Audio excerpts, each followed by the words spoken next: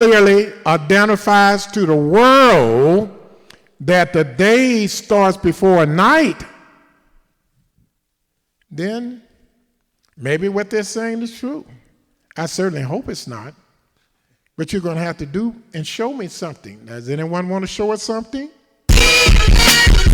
They put in darkness for light. It broke your covenants of day and the night. You gave the sun and the moon and all the stars that shine when you see them in the sky. For signs, seasons, and the time, and other reasons to divide. Genesis 1.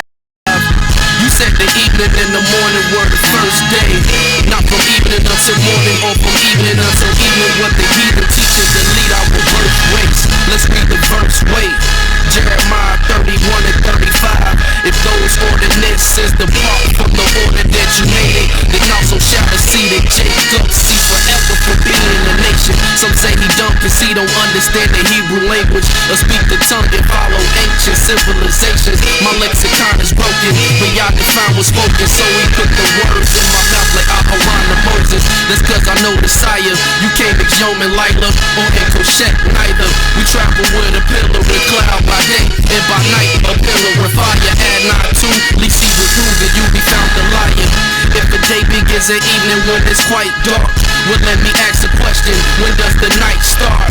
Is it the same in scriptures you can't find? Daniel 7:25, they don't think to change times. The fourth beast stopped the earth, still getting devoured. Now a day starts at 12 a.m. for 24 hours. But let me get some scripture proving day starts in the morning. Judges 19:25 and 26 of 1 Samuel 19:11, Numbers 11 verse 32, Exodus 16 and 23. It says tomorrow is the Sabbath, bake what you would bake today. See what you will see, cause in the morning you won't see a thing. They asking what is the importance, let me reconvene. Don't think it's only blabbing, cause if you don't know when the day start, then you won't know when they keep the holy Sabbath. We follow modern men who teach you about historians, Pope George, calendars, Gregorian. It gotta be a moral to the story, and this spiritual war we in got me swinging swords again, cause we don't know the Father, they gon' have to bring Mowreh in. Job 17 and 12, check what the writers say. The light is short because of darkness, they changed the night to day. Ain't here to scold at this, so my mission's to show the difference. Confirming the holy scriptures, a curse if I loathe to mention.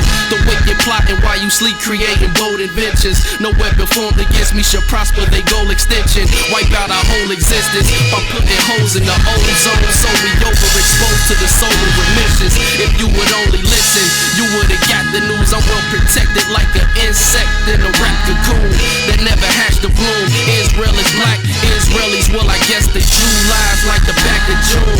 Destroyed our culture, molded sculptures, but history will never say it right. The first ones that gave us Christ turned the day to night. I wonder would it change their life instead of hating, ciphering, praying that I throw away my mic. And Elohim divided. Notice everything was dark at first. And Elohim divided the light from the darkness. And Elohim called the light day. What's the first thing he defined? What's the first thing he gave a name to? What's the first thing he found that was good? Elohim saw the light that it was good. So Elohim divided. Numbers 28, verse 4 and 5, sacrifices involved, which is the order that's commanded by law. Morning and evening, burnt offering that's given to God. Not meaning to be offensive, just bringing another witness. Exodus 10:13, in case your brain need refocus. The east wind.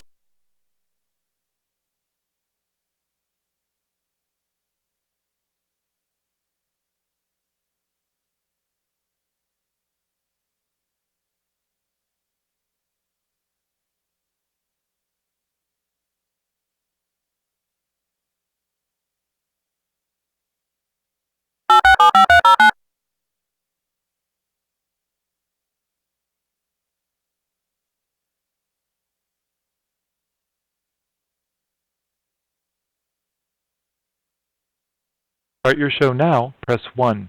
To hear important instructions, press 2. To speak to customer service, press 3. Your show is scheduled to start in 23 seconds.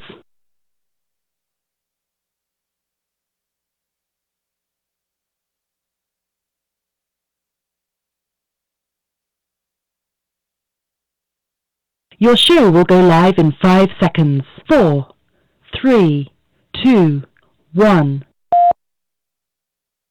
Blog Talk Radio.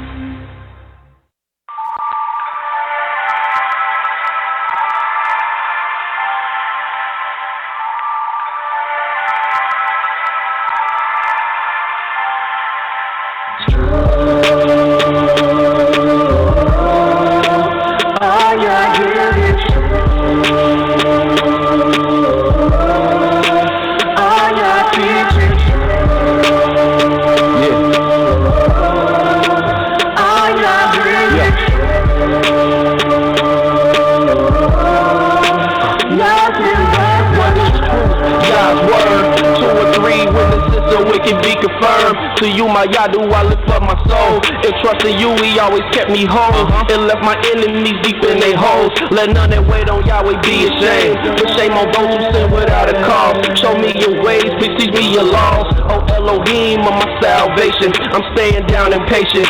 As a child, all the while I'm waiting. Remember not the sins of my youth. Lead me in your truth, and he'll give your soul ease. The earth shall remain inherited by a seed. The secret of Yahweh who fears Elohim, who believes everything, and to every word spoken. You can't take heed unless you hear somebody curse. You know you did the same thing. That's why I'm begging Yah for mercy and His love and kindness, cause I know that I ain't worthy.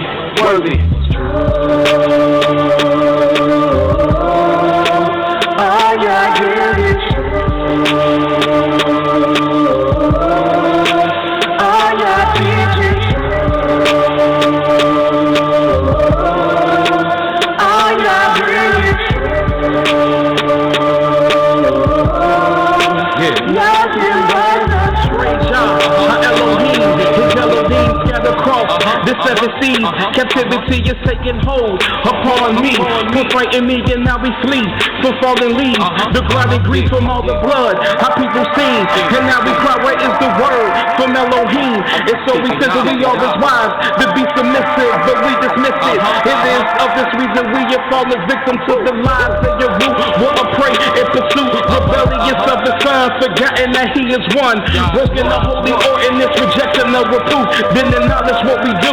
Now we return back to the truth. God's word is the truth. Yah's decrees is the proof. Local 12 just released the scoop. It's the summer of Sam. They calling it Pam. Made us worship the Son of Man. And somehow that the moon stole our style and gave it to Rothschild. Now we exalt the vow, but hit the turnstile. Yah's now be set to crooked things straight. Praise Yah from the rising to the evening to the closing the gate. Exposing the fake. Yah give the truth a daybreak. Now the liars can't escape. And the haters can't relate to the light that truth makes. See the wicked pride deflate. You adore Yah, magnify Yah, cause it's great.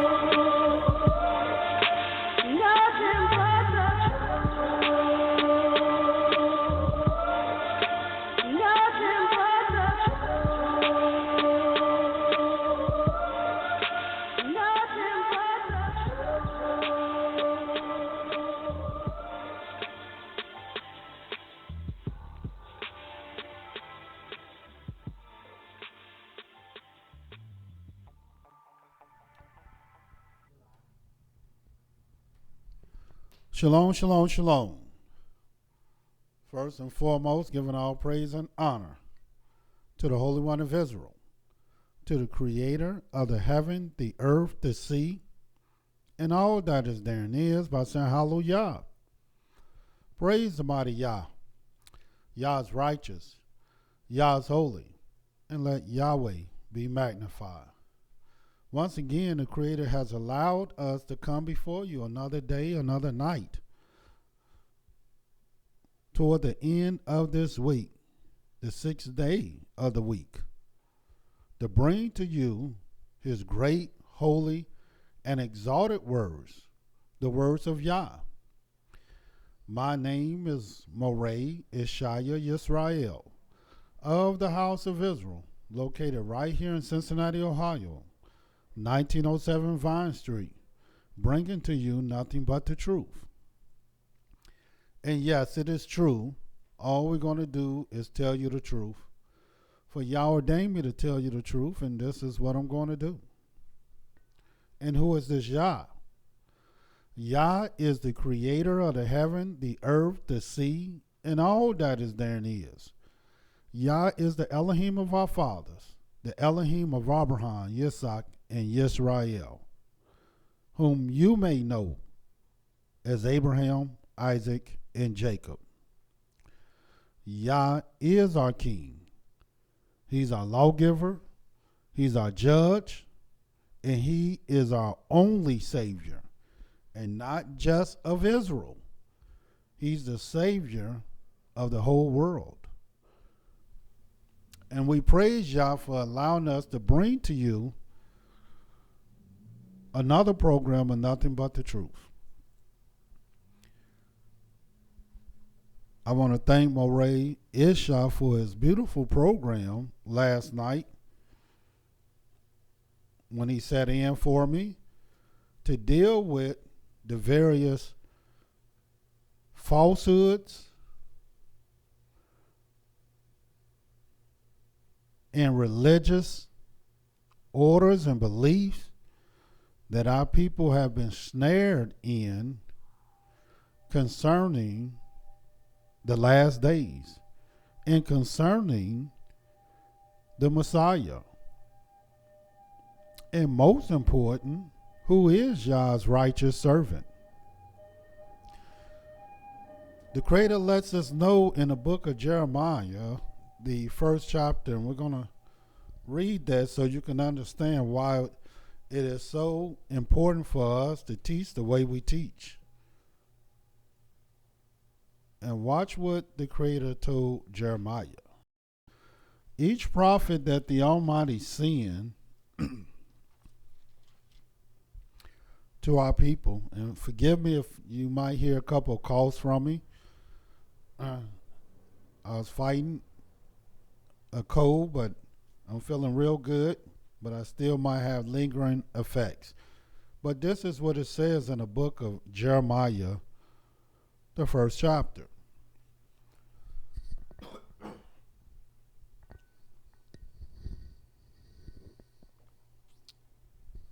The fourth verse.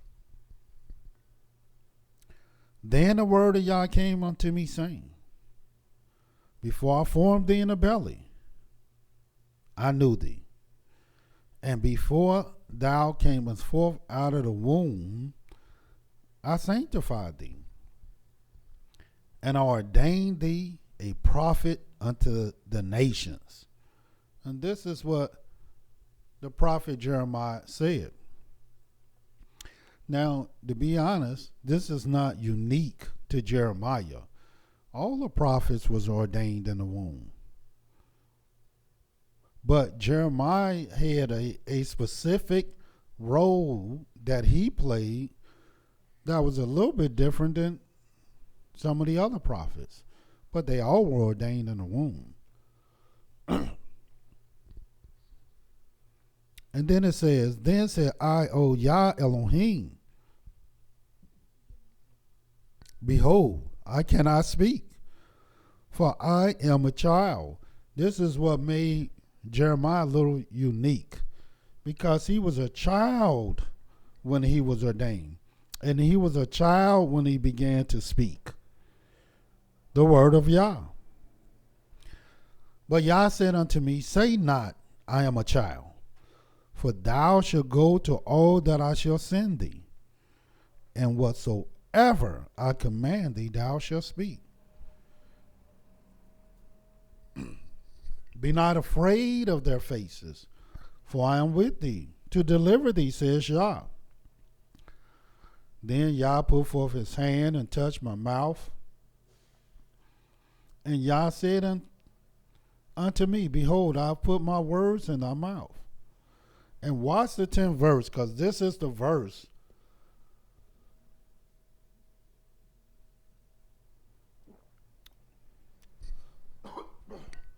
this is the verse that I want you to pay close attention to.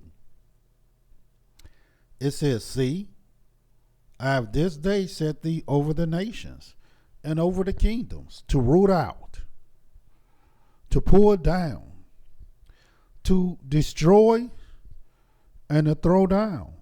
And as you can see, the Creator had 4 elements of destruction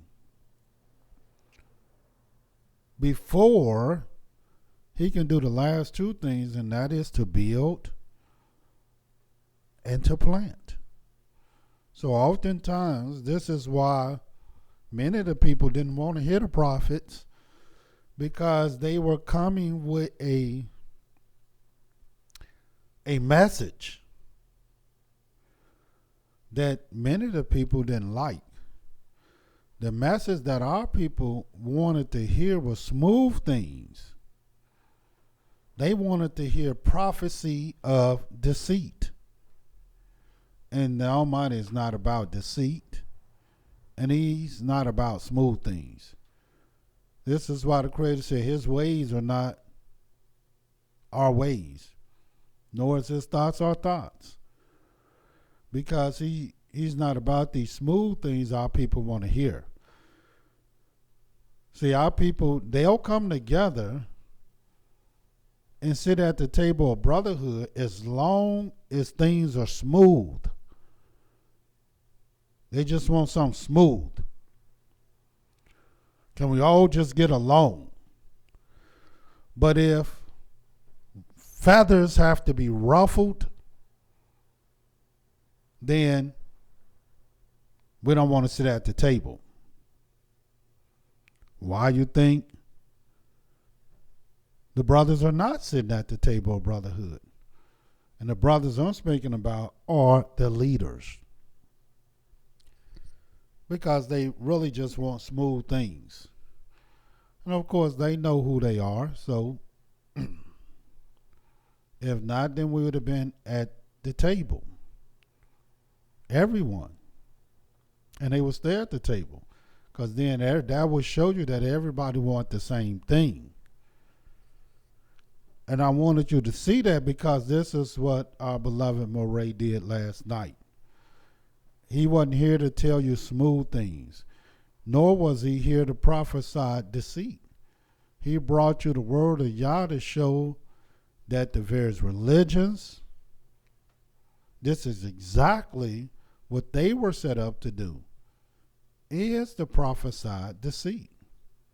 Smooth things.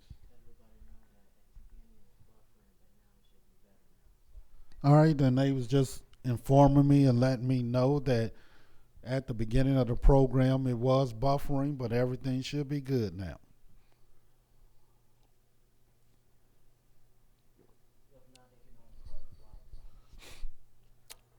And of course, if you have any problems viewing us, you can always, on Facebook or YouTube, you can also call Blog Talk.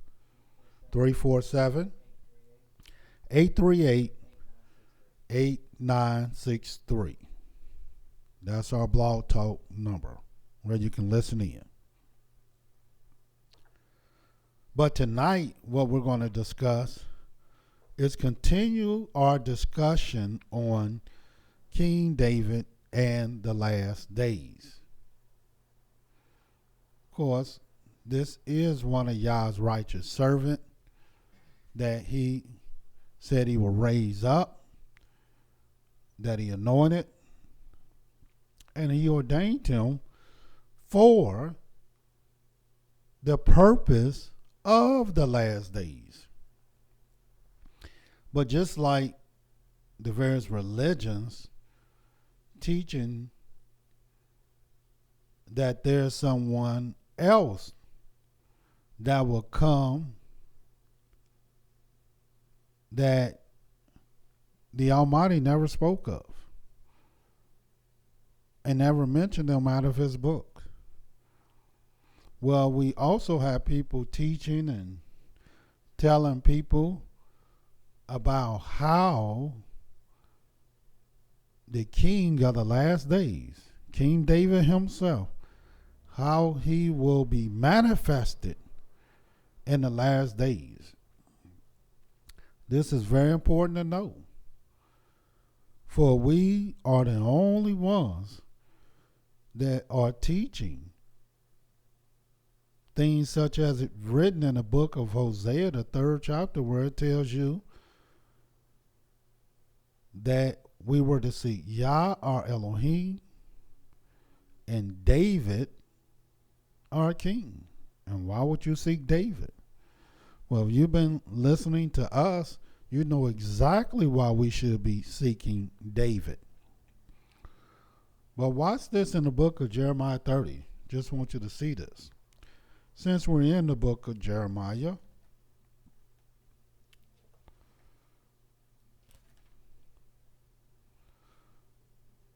and that's what we're just dealing with tonight.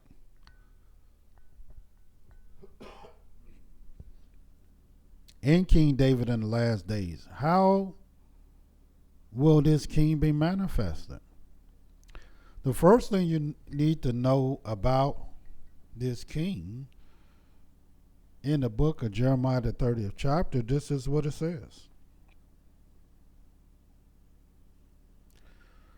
The 8th and 9th verse. For it shall come to pass in that day, says Yah of hosts, that I will break his yoke from off thy neck. Who yoke? Well, your enemies. The yoke of bondage, the yoke of captivity, and will burst thy bonds. And strangers shall no more serve themselves of him, but they shall serve Yah their Elohim, and David their king, whom I will raise up unto them. So make no mistake about it. Jeremiah is a prophet, and he prophesied that David will be raised up. No matter what book you read, it will not, if it's not consistent with that, it's only because it's deceit. David will be raised up, as Yah said. And when he is, we're going to serve Yah and David. Furthermore, not only did the Creator say that, watch what it says in the book of Hosea. Because there's certain facts we just got to point out so you can understand how he will be manifested. That you got to know, first of all, that he's going to be raised up. And watch what it says in the book of Hosea, the 3rd chapter.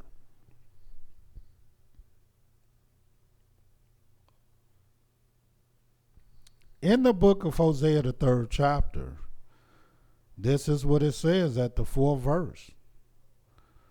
For the children of Israel shall abide many days without a king, without a prince, without a sacrifice, without an image, and without an ephod, and without a cherubim.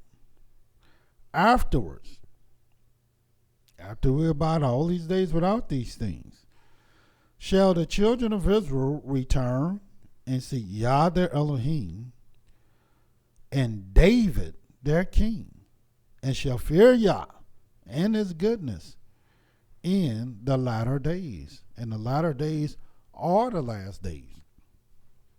And what days do you think we're in today? Well, we're in the last days. The last days of our captivity. That's the time that we're in now.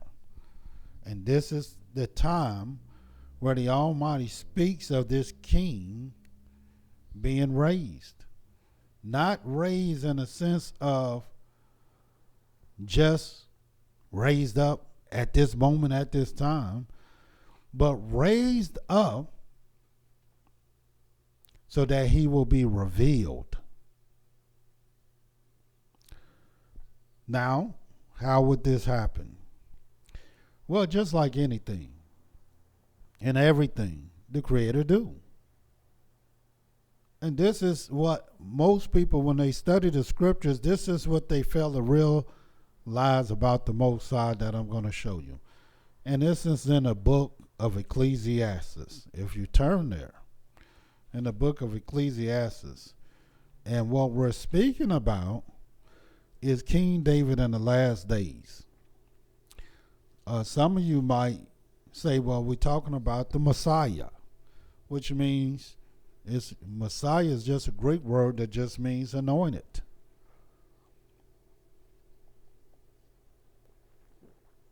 And this is the only one the Almighty talked about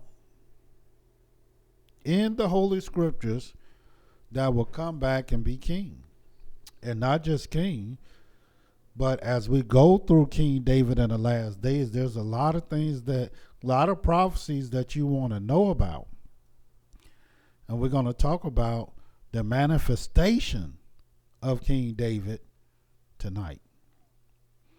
And this is what it says in the book of Ecclesiastes, the 3rd chapter.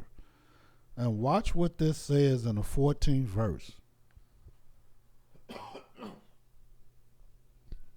I know that whatsoever Elohim doeth, it shall be forever. Nothing can be put to it, nor anything taken from it. And Elohim doeth it, that men shall fear before him. That which have been is now, and that which is to be have already been. And Elohim require that which is past. So if you want to know how King David will be manifested today or in the future, the first thing you got to learn is how Yah manifested his servants in the past. And that's what David is. He's just a man of Elohim. He's just a servant of Yah. He's just Yah's anointed. I know he's called a king, but what do you think the word king means? The word king comes from the Hebrew word malak, which means messenger. Yes, I know in the scriptures it talk about him returning to be a priest. But what do you think the word priest means? It means messenger. Yeah, I know it talks about him being a prince and a shepherd, leader, commander. What do you think all these things are? These are just messengers. These are servants, men of Elohim.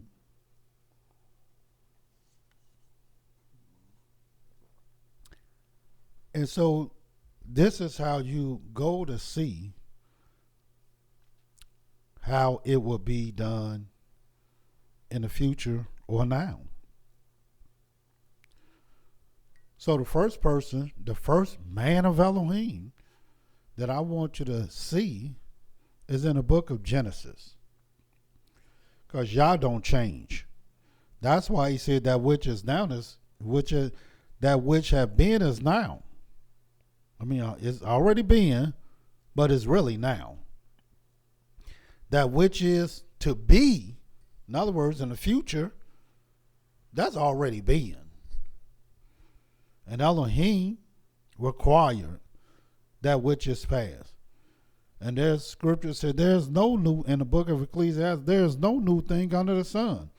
I was listening to this preacher last night. And some of the most shiesty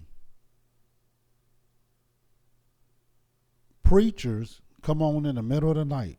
They the most shiesty ones because they the ones really trying to get your money. In the daytime, they might just be preaching, but they trying to sell something when they come on in the middle of the night. And these shiesty preachers said King Solomon, when he said it was nothing new under the sun, they said King Solomon was depressed. He was just depressed because there's many new things under the sun. It's a new day every day. It's a new day every day. Well, little do they know, all the day does is repeat itself over and over again. But I don't expect these false ambassadors of hell to know the Most High or his word. But this is what I heard the preacher say, that Solomon was just depressed. But in the book of Genesis, just so you can see how Yah manifests the power of his servants. And David is going to be no different. And watch this. In the book of Genesis 37,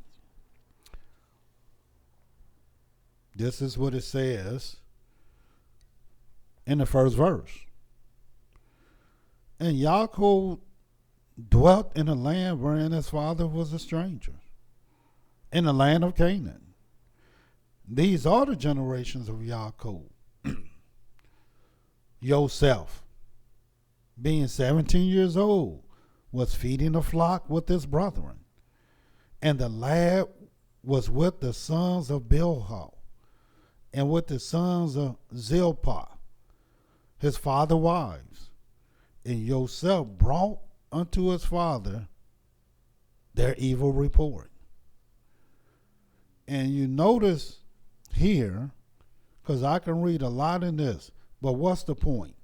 The point is Joseph was 17 years old. And this 17-year-old, this teenager, was having dreams. And his brothers didn't like him as a result of his dreams. And he was only 17 years old. And they became envious and jealous of him. And of course, when he was 17 years old, in this same Genesis, the 37th chapter, look what they did to their brother. This is why envy is not good at all. It's not good. You never want to be envious of anybody. And watch what it says. Genesis 37.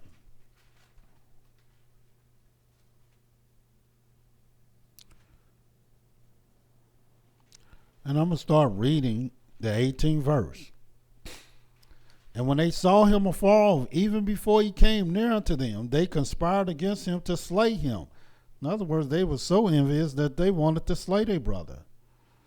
And they said one to another, Behold, this dreamer cometh. Come now, therefore, and let us slay him. Cast him into some pit, and we will say some evil beast hath devoured him, and we shall see what will become of his dreams. And Reuben heard it, and he delivered him out of their hands, and said, Let us not kill him. And Reuben said unto them, Shed no blood, but cast him into the pit that is in the wilderness, and lay no hand upon him, that he might rid him out of their hands, to deliver him to his father again. And of course, Reuben saved his life. But Reuben laughed, and this is what happened in the 26th verse. And Yehudah said unto his brother, What profit is it if we slay our brother and conceal his blood? Come and let us sell him to the Ishmaelites. Let not our hand be upon him, for he is our brother and our flesh, and his brethren were content. Then there passed by Midianites, merchantmen, and they drew and lifted up Yosef out of the pit, and sold Yosef to the Ishmaelites for 20 pieces of silver. and they brought Joseph into Egypt. So this is how Joseph got into Egypt. But little do people know, as all this is going on, they didn't know this was of Yah. They didn't know Yah had prepared the way for Joseph. And they didn't know that Joseph will be used to bring about great deliverance. And he was just 17 years old at this time. But watch what happens. Being 17 years old, the next time you will see yourself doing the things that he do when he was sold into Egypt. So you can see this in the book of Genesis 41.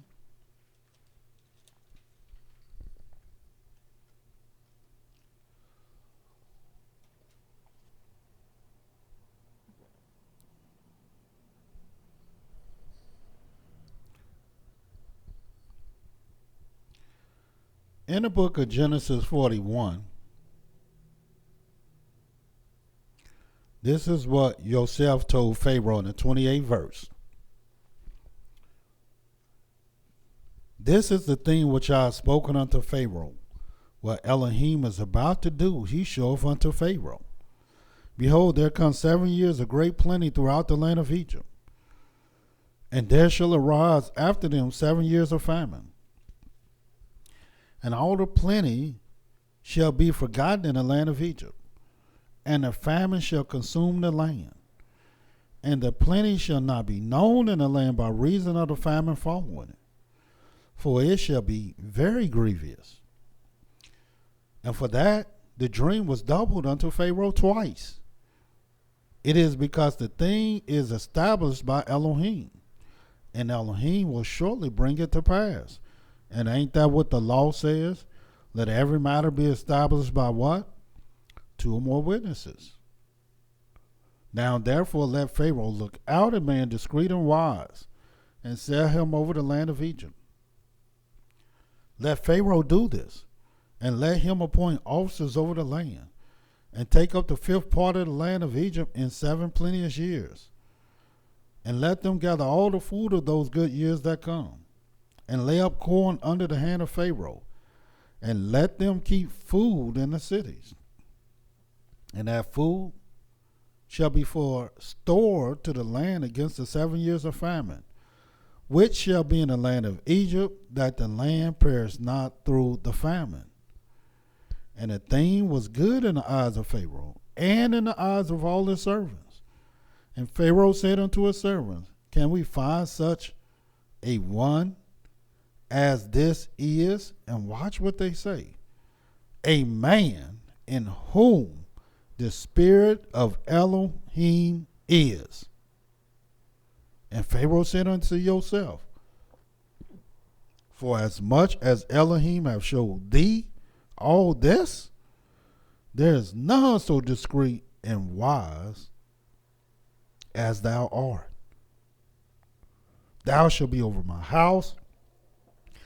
According unto thy word shall all my people be ruled. Only in the throne will I be greater than thou.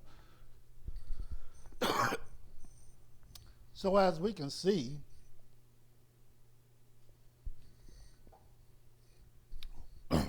Joseph became ruler in Egypt. Who knew?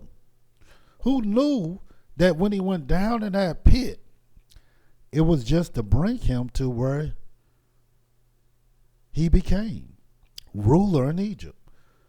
When he went down in that pit, he was 17 years old.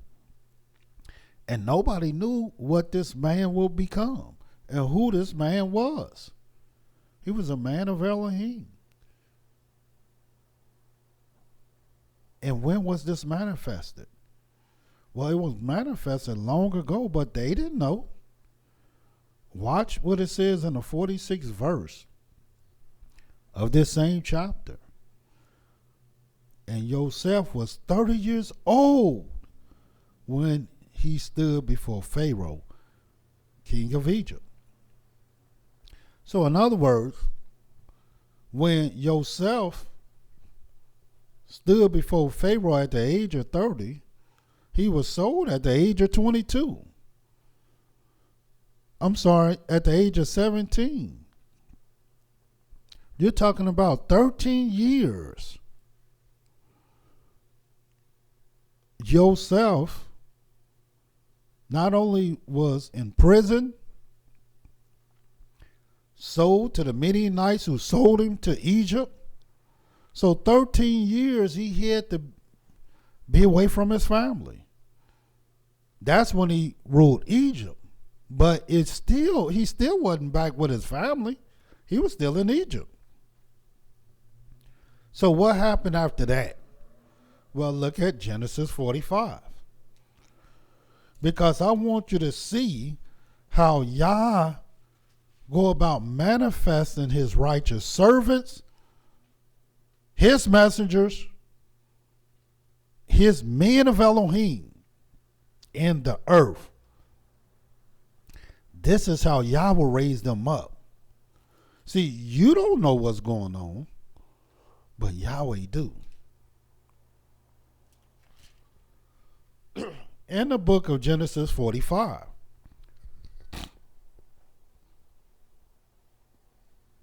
and watch what it says. Starting at verse 1. Then Joseph could not refrain himself before all them that stood by him, and he cried, and caused every man to go out from me. And there stood no man with him. While Joseph made himself known unto his brother, and he wept aloud. And the Egyptians in the house of Pharaoh heard. And Joseph said unto his brethren, I am Joseph. Do my father yet live? And his brother could not answer him, for they were troubled at his presence, because they hadn't seen Joseph, which I'm about to show you, for many years. And Joseph said unto his brethren, come near to me, I pray you. And they came near. And he said, I am Joseph your brother, whom ye sold into Egypt. Now therefore be not grieved, nor angry with yourselves, that ye sold me here. For Elohim did send me before you to preserve life. For these 2 years have the famine been in the land, and yet there are 5 years in which there shall neither be earing nor harvest. And Elohim sent me before you to preserve you a posterity in the earth. And watch what it says. And to save your lives by great deliverance. Don't you see?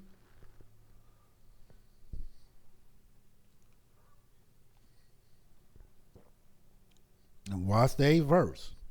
So now, it was not you that sent me here, but Elohim. And he have made me a father to Pharaoh, master of all this house, and a ruler throughout all the land of Egypt. Now, when he first stood before Pharaoh, he was 30 years old. He told Pharaoh there are going to be 7 years of plenty, and it was. So that means he had to be 37, because 7 more years went past. Then he said there will be 7 years of famine.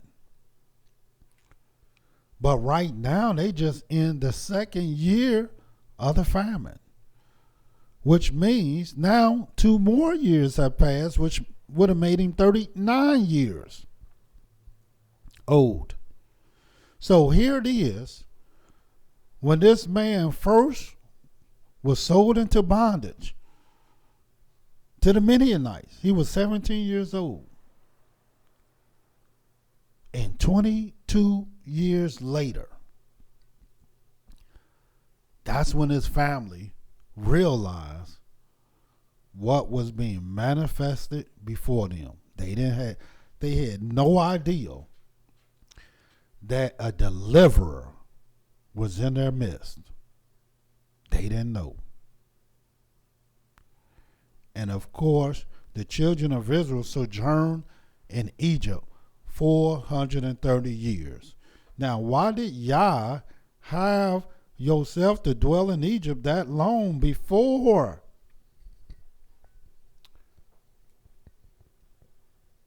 he began to reunite him with his brothers? Because this is the way of Yah. If Yah was going to have our people go down into Egypt and sojourn there as long as they did, he didn't want them just to be no servants. They had the best land, and they ruled the land. They knew the language of the people. They knew the land. And they had Yosef, the son of Yaakov, ruling. This is how Yah worked. He'll put you in a midst. That's why David said, Yah has made a table in the midst of my enemies. And my cup running over, because he knew when he was in the midst of his enemies, he was still blessed. And here it is, Joseph was very blessed. So when our people, or when Joseph was manifested and became into power, it was in a place where ultimately our people were going to be. And he was there for a long time. And Yah was not going to have him come from some other place and just rule Egypt and nobody know him, and he ain't showed nothing, and he ain't did no works, and he wasn't nobody's servant, and he didn't make a name in no kind of way. No, this is not how Yah worked. Likewise,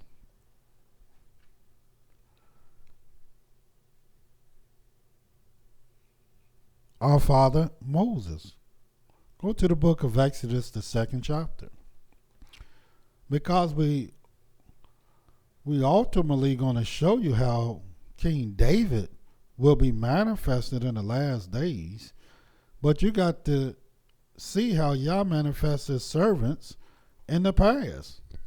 Ain't no sense of talking about David. You don't even know how the servants of Yah manifested in the past. And Yah don't change. In the book of Exodus, the 2nd chapter, starting at the very first verse. And there went a man of the house of Levi, and took the wife or daughter of Levi. And the woman conceived and bare a son. And when she saw him,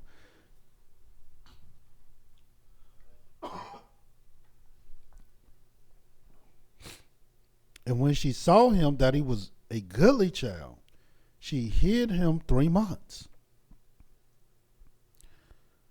And when she could not longer hide him, she took him an ark of bulrushes, daubed it with slime, with pitch, put the child therein, and she laid it in the flags by the river brink.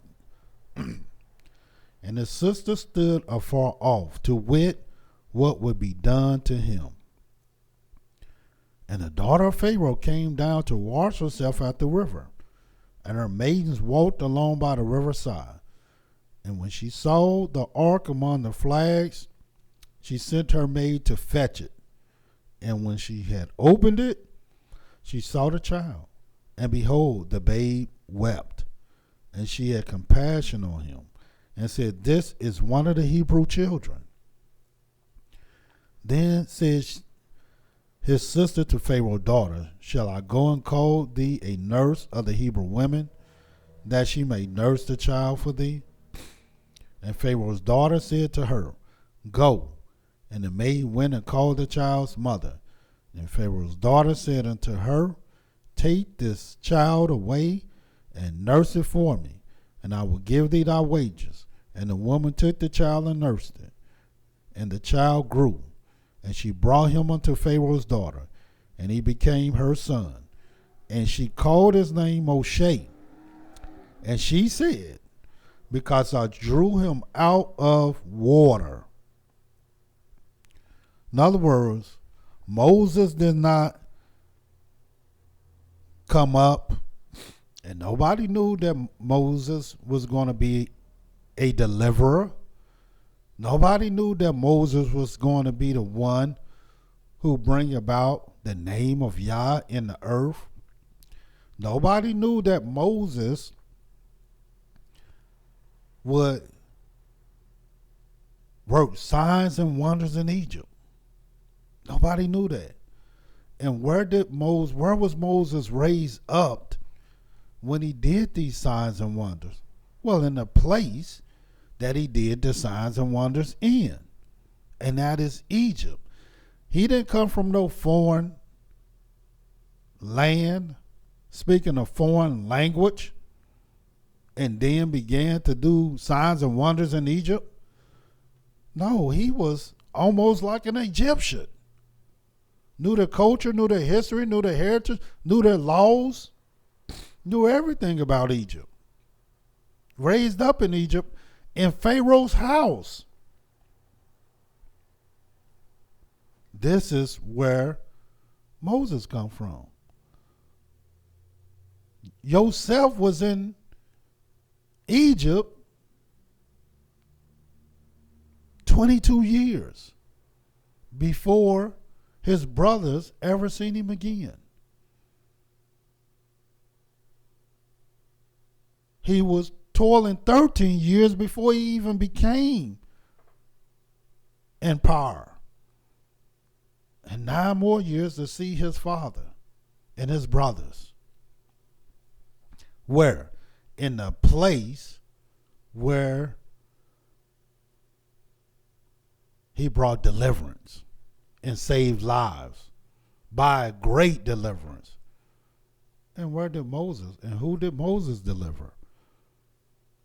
The same people, the children of Israel.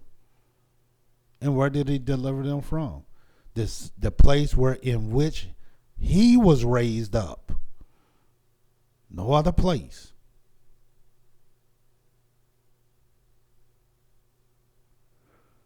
And Yah, when he goes to work and manifests his servant, they always raised up from the midst of their brethren. They don't come from some foreign place that our people are teaching, like King David over in Jerusalem sitting on the throne. No. This is not how Yah work. Let me show you. Just like Moses, just like Joseph, they seen the land, they touched the dirt, and they knew exactly what was going on in a place that they knew they were going to bring about deliverance. In the book of Judges, the 2nd chapter. Turn there. Just so you can see. Because how can you know anything about how King David will be manifested, and you don't even know how Yah manifests his servants in the earth? How Yah work? Ain't nothing new under the sun. Yah's not going to do anything different with David that he did with Joseph and Moses. In the book of Judges, the 2nd chapter. And watch what it says. And we're going to start reading.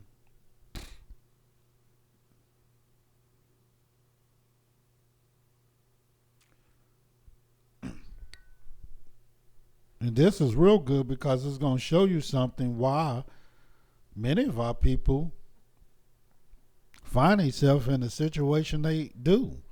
Judges, the 2nd chapter, the 7th verse.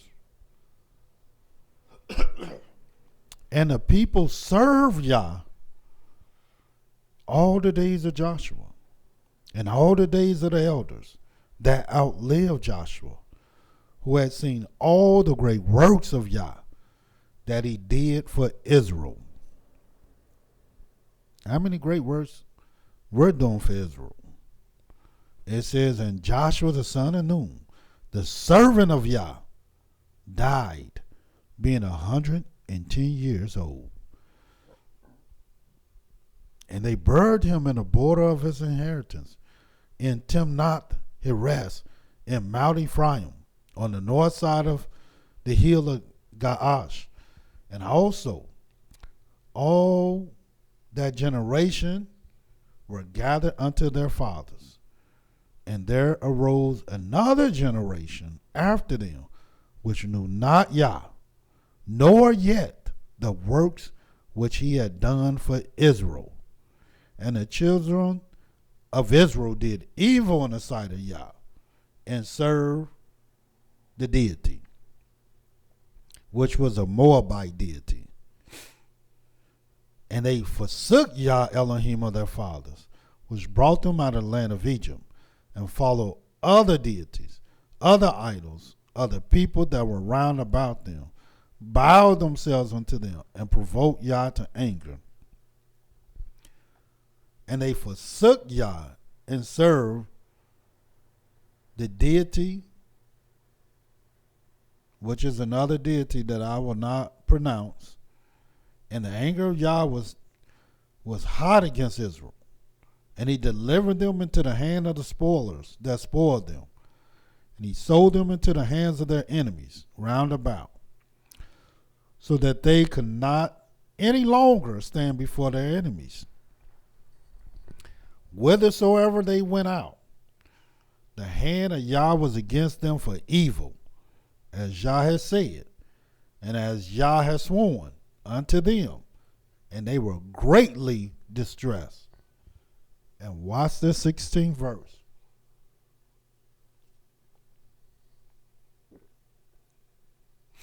Nevertheless, Yah raised up judges, which delivered them out of the hand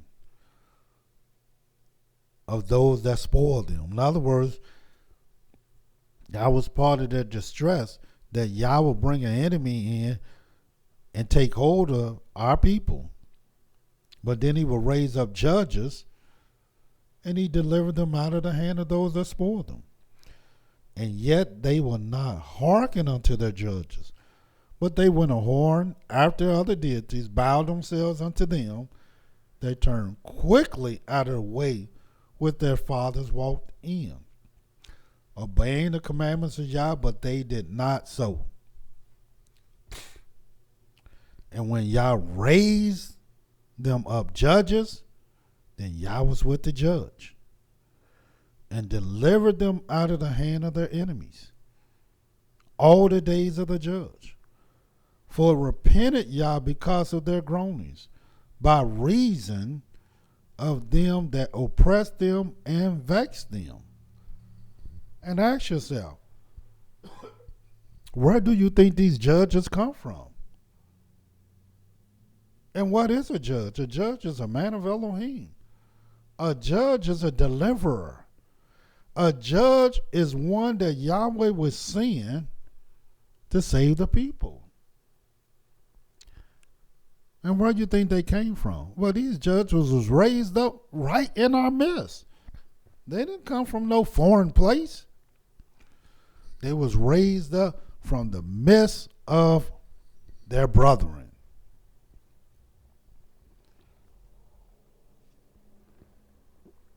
And where were their brethren? In captivity, being spoiled, being vexed and distressed.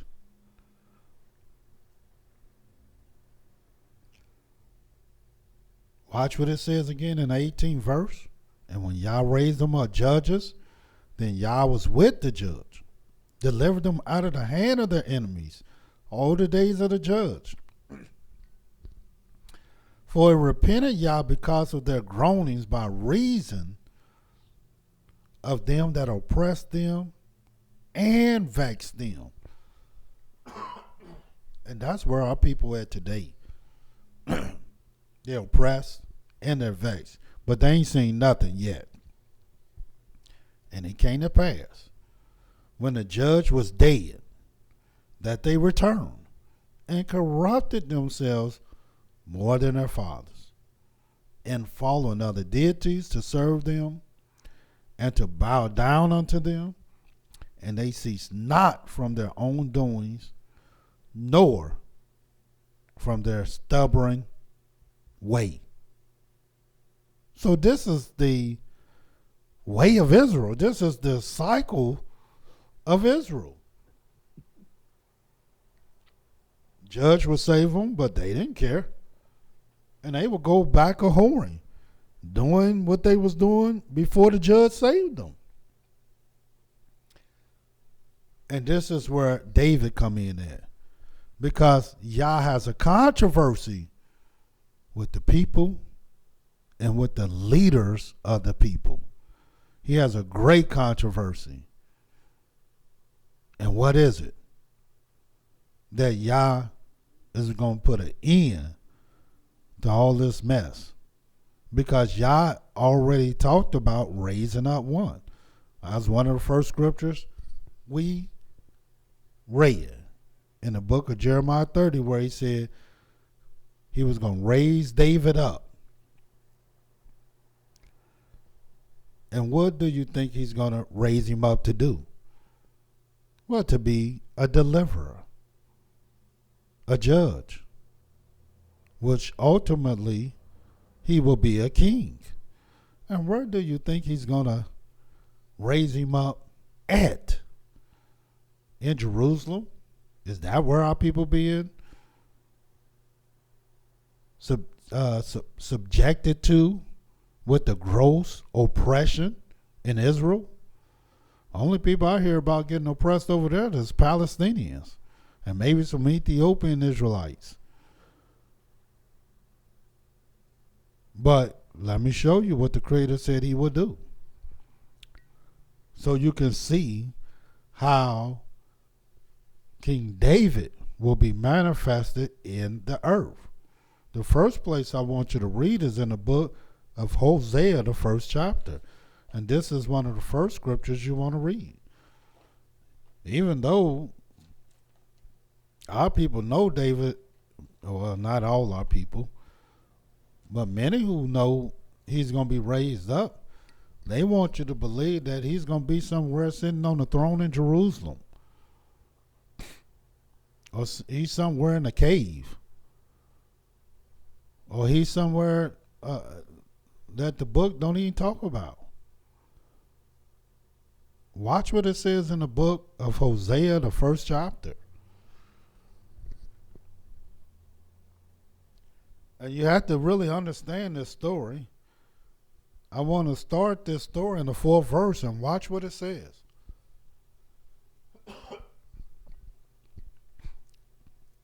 And Yah said unto him,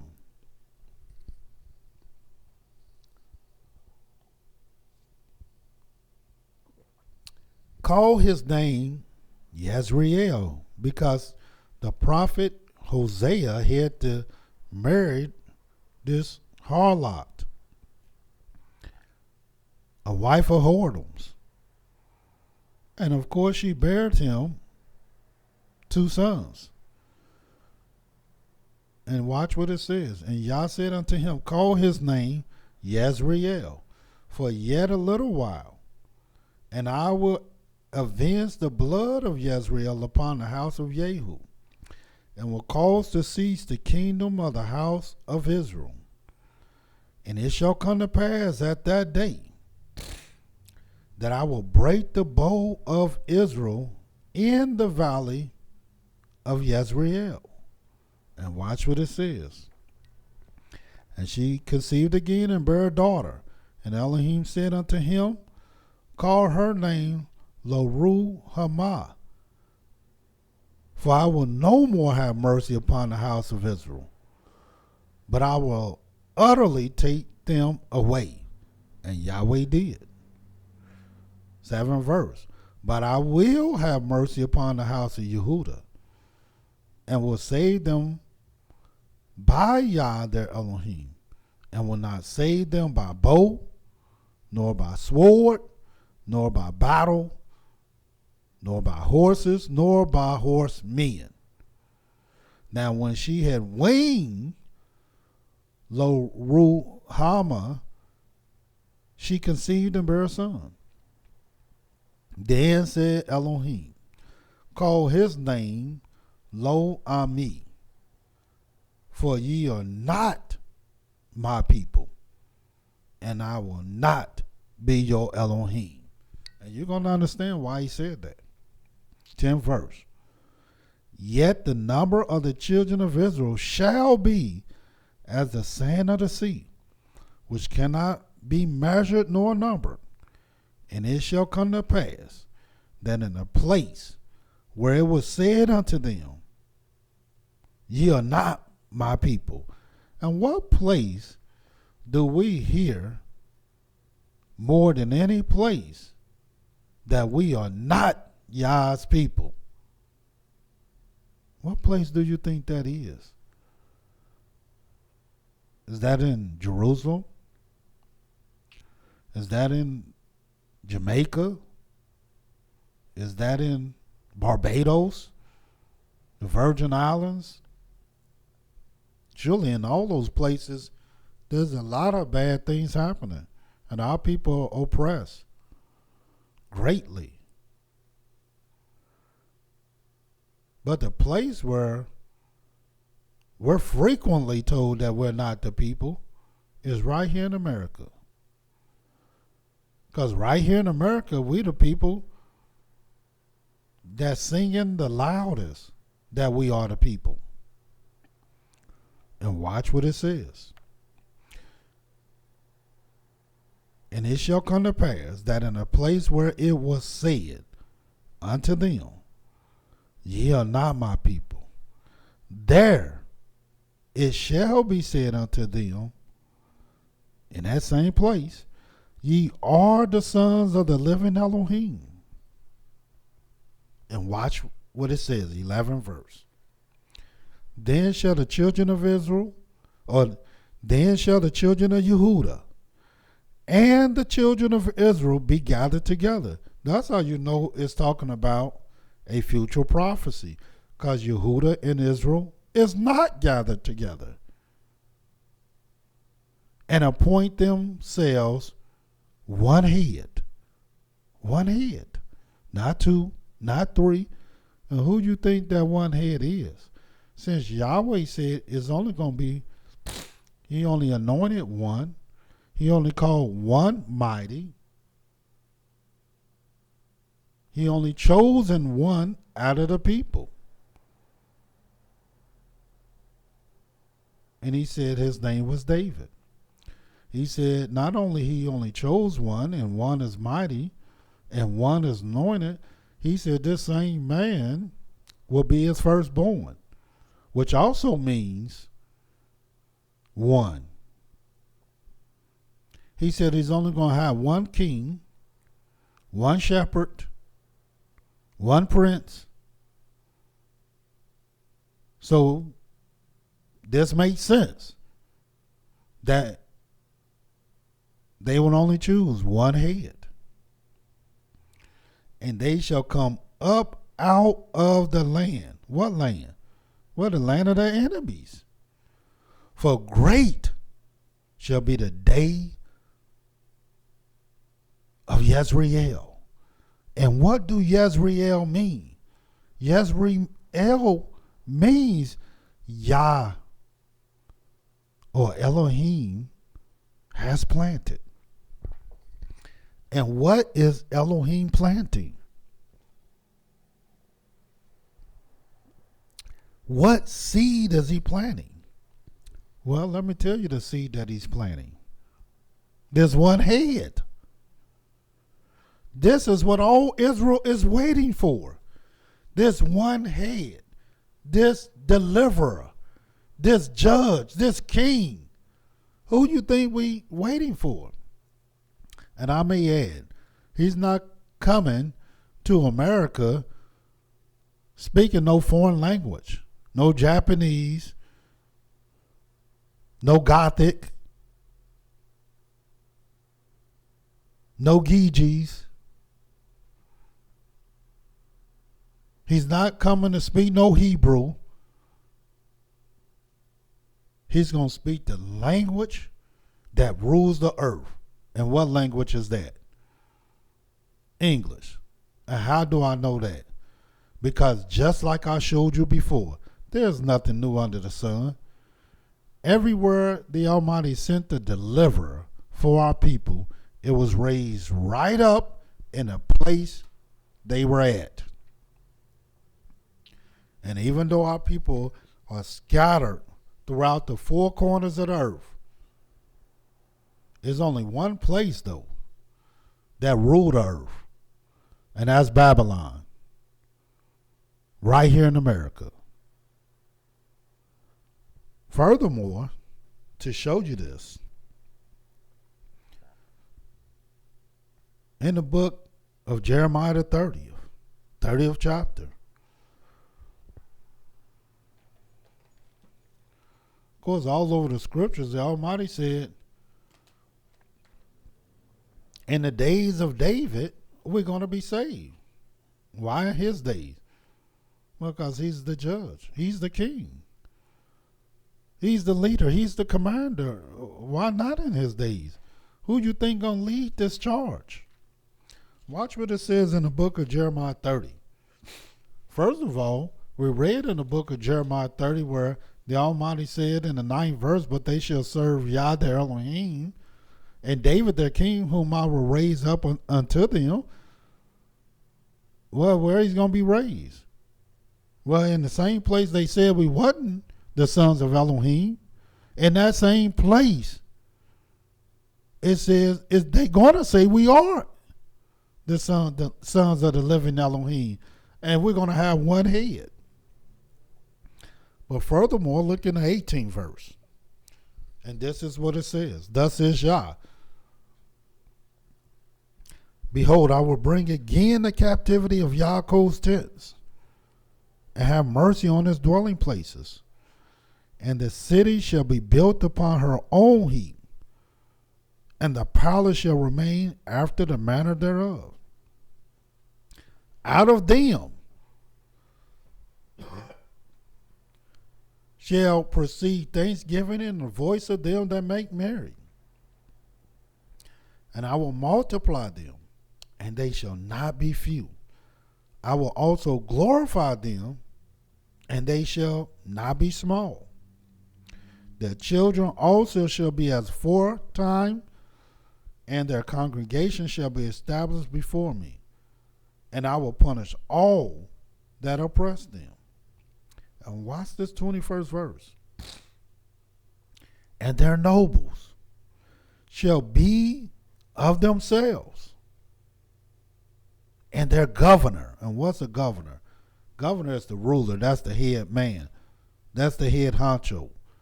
And their governor shall proceed from the midst of them. And where are they? Well, in captivity. That's what the 18th verse says. Thus says Yah, behold, I will bring again the captivity of Yaakov's tents. And their nobles shall be of themselves, and their governors shall proceed from the midst of them. And I will cause him to draw near, and he shall approach unto me. For who is this that engage his heart to approach unto me, says Yah? And ye shall be my people, and I will be your Elohim. Behold, the whirlwind of Yah goeth forth with fury, a continual whirlwind. It shall fall with pain upon the head of the wicked. The fierce anger of Yah shall not return until he have done it, until he have performed the intents of his heart. In the latter days ye shall consider it. Why? Because that's when David's supposed to return, in the latter days. Why? That's when Israel's supposed to be delivered, in the latter days. And where do our governors supposed to come from?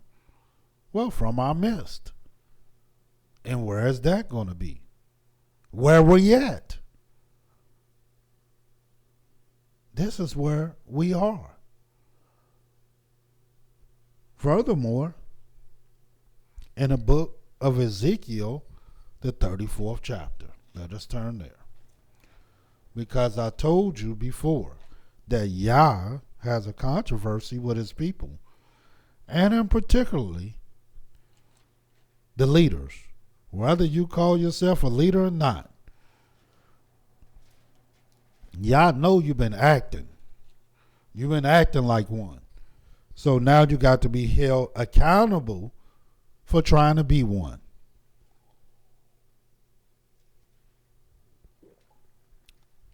And watch what the scriptures say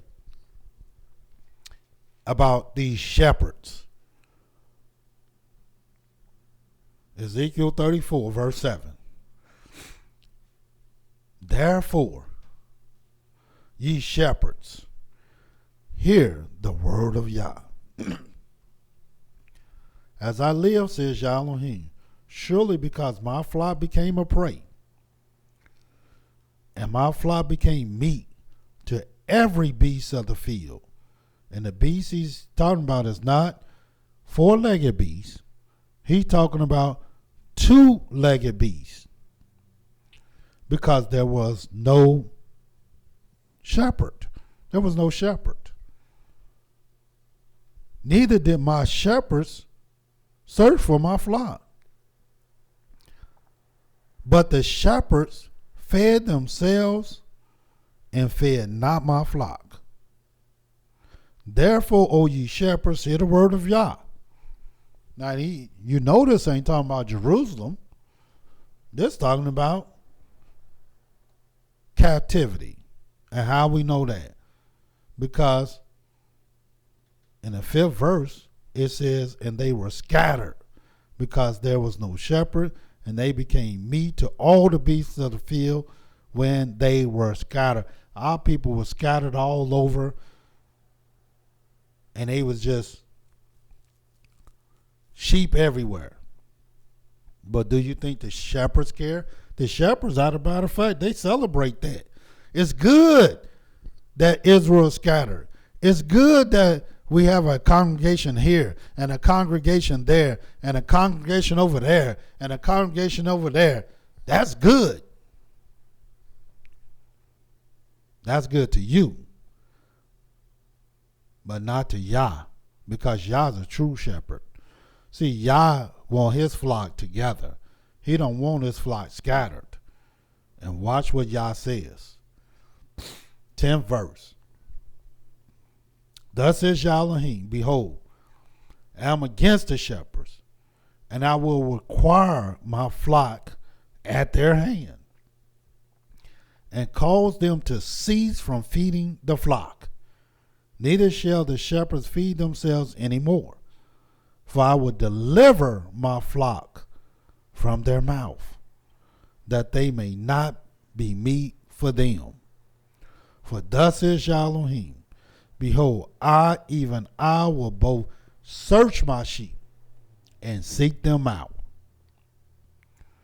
As a shepherd seeketh out his flock in the day that he is among his sheep that are scattered, so will I seek out my sheep and will deliver them out of all the places where they have been scattered in the cloudy and dark day. This is how our deliverance will come. Now, we already read when Yah talk about him delivering, he raised up judges. That's what we read in the book of Judges, the 2nd chapter. That's what we read in Exodus, the 2nd chapter with Moses. That's what we read in the book of Genesis 45 and 41 with our father Joseph. Israel being delivered. Joseph delivered them out of the famine. Moses delivered them out of Egypt. And the judges delivered all our people out of their troubles, vexations, and distresses. But here it is again. Yah talks about us being delivered out of all the places where we've been scattered. Watch what it says, 13th verse.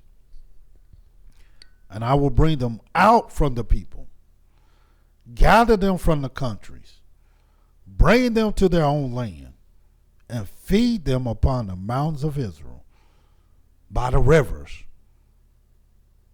and in all the inhabited places of the country. In other words, this is a process. Watch what it says again. I will bring them out from the people, number 1. Gather them from the countries, number 2. Bring them to their own land, number 3. Feed them upon the mountains of Israel by the rivers. And of course, I tell people that's where we're going.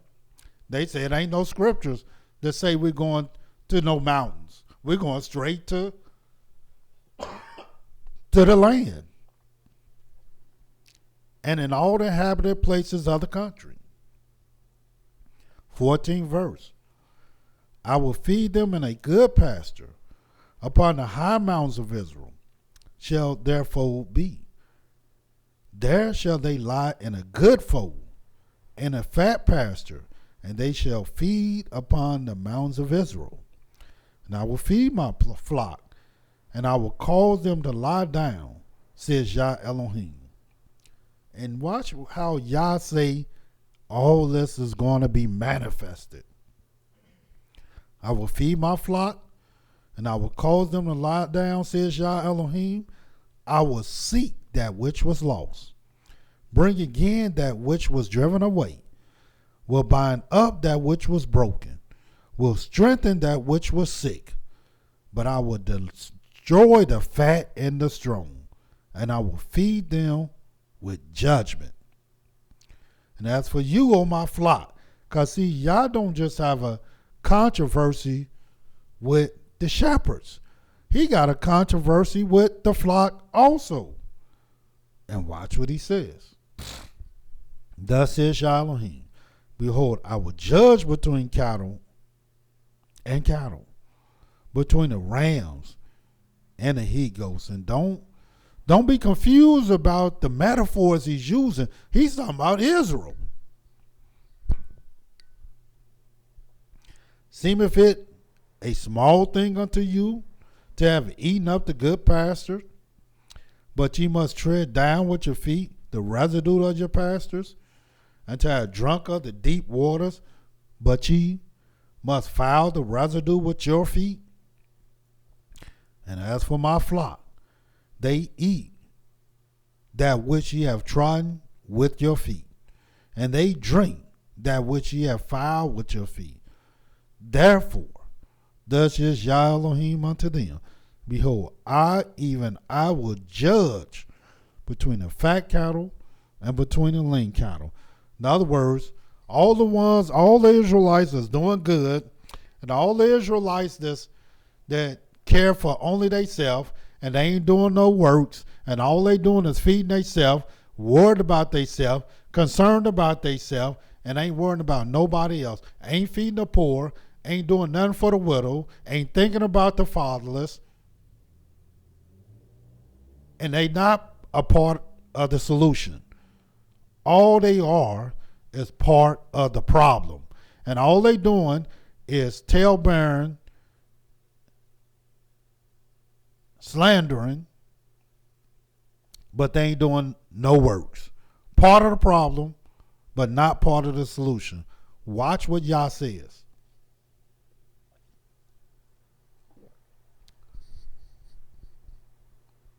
"21st verse. Because ye have thrust with side, with shoulder, push all the diseased with your horns till ye have scattered them abroad. Therefore will I save my flock, and they shall no more be a prey. And I will judge between cattle and cattle." Now watch the 23rd verse. Because I said, just like in the beginning, that which is now have already been, and that which shall be, no, that which is now is what shall be, and what's now have already been. And Elohim require that which is past. And watch what he says in the 23rd verse. "And I will set up one shepherd over them, and he shall feed them, even my servant David.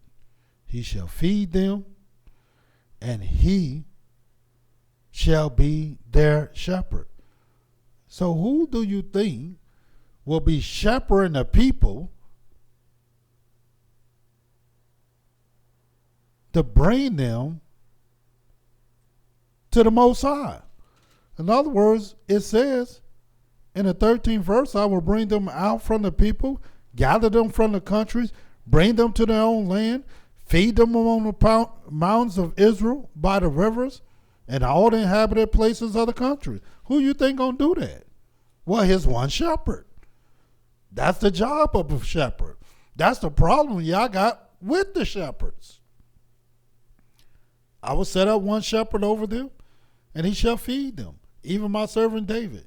He shall feed them, and he shall be their shepherd, and I, Yah, will be their Elohim, and my servant David, a prince among them. I, Yah, have spoken it." That's what Yah says. Shall it not be? Surely this is going to be. This is going down. And where do Yahweh raise the shepherd from? From the midst of his brethren. Yahweh is not bringing nobody with no foreign tongue and no foreign language to a foreign land to rule nothing. His shepherds, his judges are raised right in the midst. They not falling out of heaven. They not coming out of the grave like Thriller. Like our people want to believe. No. They raised right there in the midst. Because this is the ways of Yah.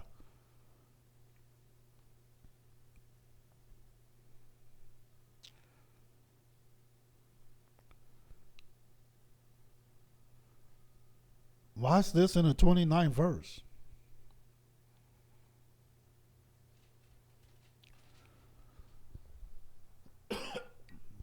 "And I will raise up for them a plant of renown, and they shall be no more consumed with hunger in the land, neither bear the shame of the heathen anymore." They don't have to worry about the shame of the heathen. And if you know the scriptures, you will know the same place we were put to shame is the same place we will get our fame. And it says, "Thus shall they know that I, Yah, their Elohim, am with them, and that they, even the house of Israel, are my people, says Yah Elohim. And ye, my flock, the flock of my pasture, are men, and I am your Elohims, said Yah Elohim." We're just men, but we are the flock of his pasture. This is where it's going down at. Not in Jerusalem. It's going down right here in the land of our enemies. And why? So that you will know that he's Yah. 30th verse. Thus they shall know that I, Yah, the Elohim, am with them. How else we going to know Yah is with us? Or less this come to pass. King David manifestation will take place right here in the midst of his brethren. Right here in captivity. And why? Because that's where his brothers are. This is where his people are. His people are not in Jerusalem. They in captivity. We were taken out of Jerusalem. We were taken out of Israel for our disobedience. And one might say, well, why won't he be raised up in Brazil? And why isn't he raised up with this family in Jamaica? And his family that might be in Australia? And his family that might be, because they're not ruling. They're not ruling. This is where the power is, right here. Man come from Jamaica, he don't know nothing about America. Man come from Australia, he don't even know how to speak the language. Well, maybe he do, but maybe he don't. But right here, you can go all over the world speaking this language, because this language is spoken all over the world. When an American travel all over the world, he don't have nothing to worry about. He can walk right in Egypt and Iraq, in Syria, with no problem. In China, North Korea, because they know if anything go down with an American, they know what's happening. Now, yes, you do have these barbarians cutting off heads and stuff, but they're not ruling anything.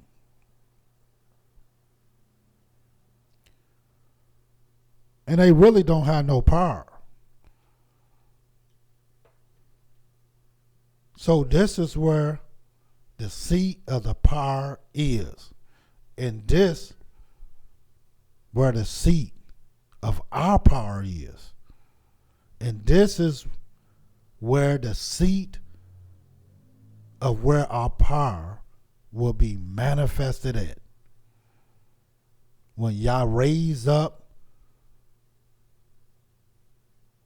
his judge, his governor, his deliverer from the midst of his brethren 90 to seconds. rule once again. And the last scripture in the book of Isaiah 55.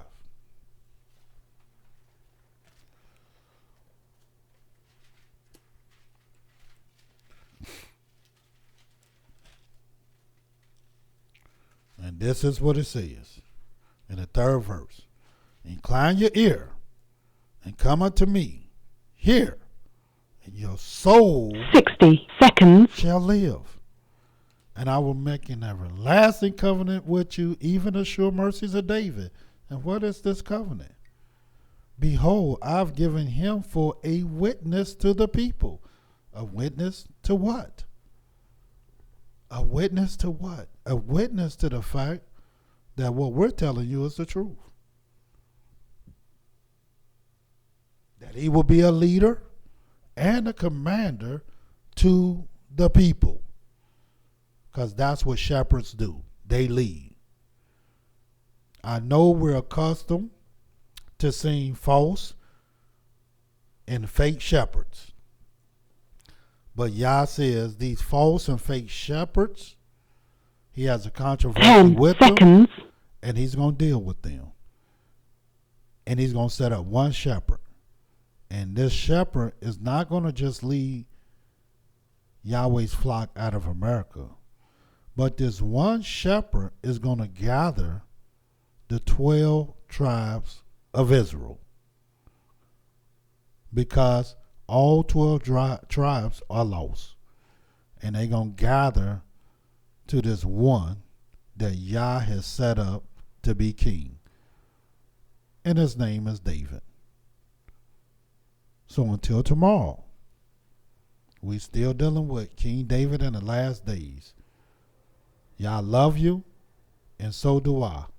Shalom.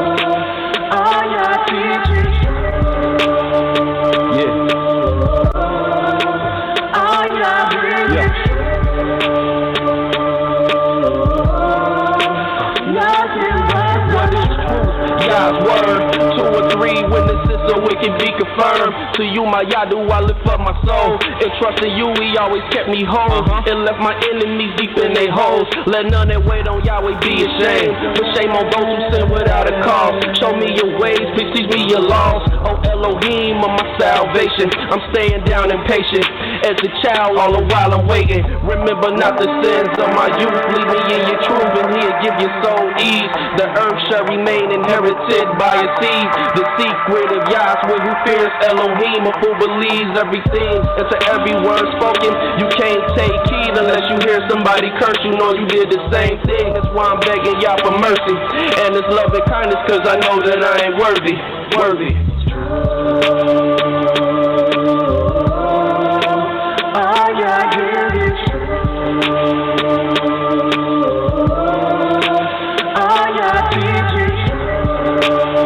Thank you for using Blog Talk Radio.